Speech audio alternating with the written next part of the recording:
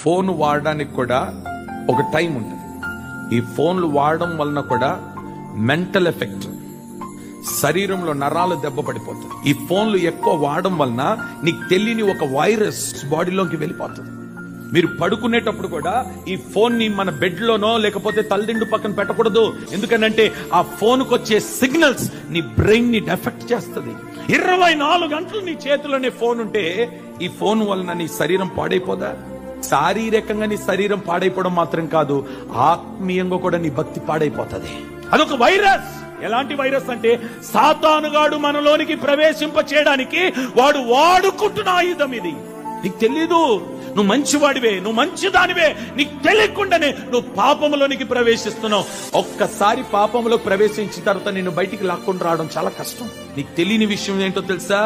నువ్వు పై రూపాన్ని చూసి మురిసిపోతున్నావు, కానీ కింద ఫౌండేషన్ పురుగులు పట్టిపోతున్నాయి, చెదలు పట్టిపోతున్నాయి, పునాదులు పాడైపోతున్నాయి.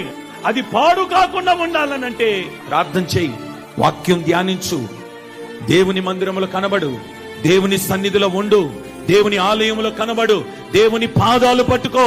నా దేవుడు నిశ్చయముగా నీ మధ్య సంచరించునుగాక.